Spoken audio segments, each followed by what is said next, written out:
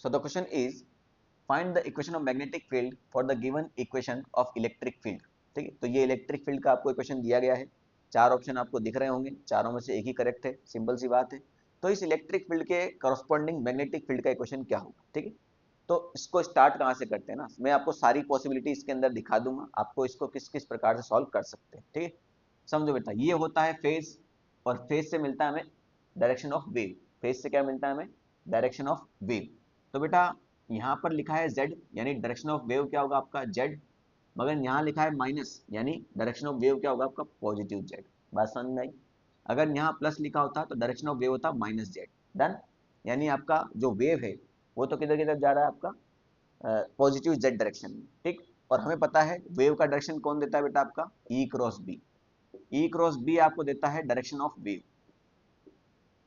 इसमें कोई डाउट नहीं किसी को। यानी आपका वेव जो है आपका वो किधर की तरफ है, आपका जेड डायरेक्शन में। इसको हम ऐसे दिखाते हैं ना, वही ये आपका एक्स एक्सिस हो गया है ना, ये आपका वाई एक्सिस हो गया, तो ये आपका जेड एक्सिस हो गया, पॉजिटिव जेड में आ रहा है, बात खत्म। तो बेटा ऐसे आ रहा है मतलब बाहर की तरफ, ऐसे आ रहा है मतलब बाहर की तरफ, तो ई क्रॉस बी। अब ये ई क्रॉस बी का डायरेक्शन कैसे निकालते हैं, ये निकालते हैं हम राइट हैंड रूल से, थंब रूल से। कैसा होता है बेटा ये आपका, अगर इलेक्ट्रिक फील्ड मान के चलो इधर है और मैग्नेटिक फील्ड आपका ऊपर की तरफ है, तो electric field E cross B अगर मुझे करना है तो E की तरफ रखूंगा, जो आगे है उसकी तरफ रखूंगा मैं इस प्रकार से हथेली, और जो पीछे है उसकी तरफ फिंगर्स लेके जाऊंगा, फिंगर को कर्ल करूंगा, तो मेरा थंब किसके डायरेक्शन को देगा, E क्रॉस बी के डायरेक्शन को देगा। बात समझ में आई? जैसे अगर यहाँ पर E यहाँ होता और B यहाँ होता, तो ई की तरफ रखता मैं इस प्रकार से हथेली, और बी की तरफ कर्ल करता, तो मेरा अंगूठा किधर ही जाता, अंदर की तरफ, तो डायरेक्शन ऑफ वेव किधर होती, अंदर की तरफ। बात समझ में आ गई। तो मेरा वी बाहर की तरफ है, मेरा वी बाहर मतलब मेरा अंगूठा बाहर की तरफ रहेगा, और ई क्रॉस बी यही संभावना हो सकती है, और क्या, तो एक्स की डायरेक्शन में आ जाएगा आपका इलेक्ट्रिक फील्ड, और वाई की डायरेक्शन में आ जाएगा आपका मैग्नेटिक फील्ड।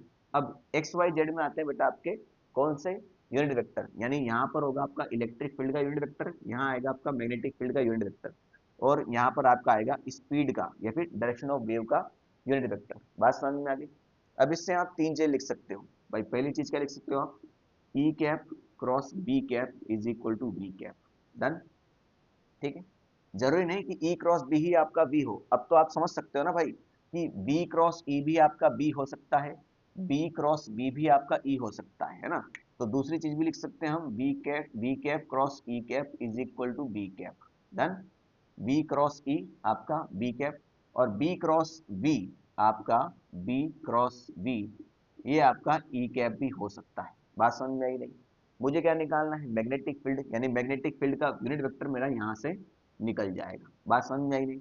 तो वी कैप क्या है बेटा मेरा, पॉजिटिव जेड, यानी मैं इसको प्लस के कैप लिख सकता हूँ, कोई दिक्कत नहीं किसी को। मुझे करना है इसके साथ क्रॉस प्रोडक्ट किसका, ई कैप का। अब ई कैप मतलब इलेक्ट्रिक फील्ड का यूनिट वेक्टर, तो बेटा ये रहा आपका इलेक्ट्रिक फील्ड वेक्टर, ये इलेक्ट्रिक फील्ड वेक्टर है, इसका यूनिट वेक्टर कैसे निकालेंगे, तो यूनिट वेक्टर का फॉर्मूला क्या होता है बेटा आपका, that vector divide by magnitude of that vector.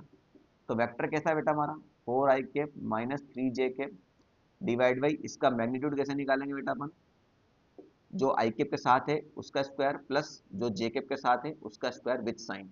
तो साफ साफ पता है बेटा, 4 का स्क्वायर 16 माइनस 3 का स्क्वायर 9, 16 प्लस 9 25, 25 का रूट 5, यानी ये हो जाएगा आपका 4i cap minus 3j cap divide by 5। ठीक है, तो यहाँ पर लिख लेते हैं बेटा इसको 4i cap minus 3j cap divide by 5। देखो इस 5 का तो कोई सीन है नहीं, इस 5 को तो आप बाहर ले लो, है ना। ठीक, अब हम करते हैं बस क्रॉस प्रोडक्ट, तो के कैप क्रॉस आई कैप, 4 भी आपका यहाँ पर बाहर आ ही जाएगा, है ना, नंबर का तो कोई मतलब होता नहीं। हमें के कैप क्रॉस आई कैप करना है, तो इसके लिए हम एक शॉर्ट ट्रिक यूज करते हैं, है ना। यहाँ पर अगर मैं आई कैप रखता हूँ, यहाँ पर अगर मैं जे कैप रखता हूँ, यहाँ पर अगर मैं के कैप रखता हूँ, तो आई क्रॉस जे मुझे के देगा, जे क्रॉस के मुझे आई देगा, और के क्रॉस आई मुझे जे देगा। अगर मैं उल्टा करता हूँ तो जे क्रॉस आई मुझे माइनस के देगा, आई क्रॉस के मुझे माइनस जे देगा, और के क्रॉस जे मुझे माइनस आई देगा।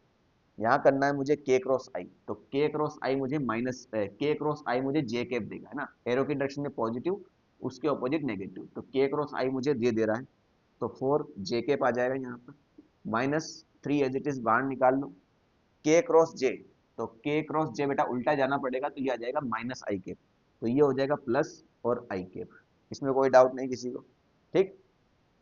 तो ये हो जाएगा आपका मैग्नेटिक फील्ड का यूनिट वेक्टर, ठीक है। तो ये फेज तो बेटा आपका सेम ही रहना है ना, ये फेज होता है। इलेक्ट्रिक फील्ड और मैग्नेटिक फील्ड सेम फेज में होते हैं, यानी इसका मतलब क्या हुआ, ग्राफ आपका इस प्रकार से जाता है, देखा पता ही है आपको कि इलेक्ट्रिक फील्ड है और ये मैग्नेटिक फील्ड है। इलेक्ट्रिक फील्ड जीरो तो मैग्नेटिक फील्ड भी जीरो, इलेक्ट्रिक फील्ड मैक्सिमम तो magnetic field maximum, electric field वापस जीरो तो मैग्नेटिक फील्ड वापस जीरो। इलेक्ट्रिक फील्ड अपनी डायरेक्शन चेंज करेगा तो मैग्नेटिक फील्ड भी अपनी डायरेक्शन चेंज करता है, तो ये तो सेम ही रहने वाला है। अब आपका ये 4 जे के प्लस 3 आई कैप कहाँ मैच कर रहा है बेटा, आपको बस वो ऑप्शन में देखना है, ठीक है। तो 4 जे के प्लस 3 आई कैप ये आपका ऑप्शन नंबर 1 में ही मैच कर रहा है, ऑप्शन नंबर 1 में ही मैच कर रहा है, तो यही आपका करेक्ट आंसर हो जाए। बाकी किसी में भी आपका 4 आई कैप प्लस 3 जे कैप नहीं है। अब ये ई नॉट डिवाइड बाई 5 कैसे हुआ बेटा, इसके लिए तो बेसिक फॉर्मूला आपको पता होना चाहिए, दैट मैक्सवेल ने दिया था कि E naught divide by B naught is equal to C. तो B naught is equal to हो जाएगा E naught divide by C, है ना। तो ये E naught divide by C आपका लिखा हुआ है, तो option number 1 is the correct answer.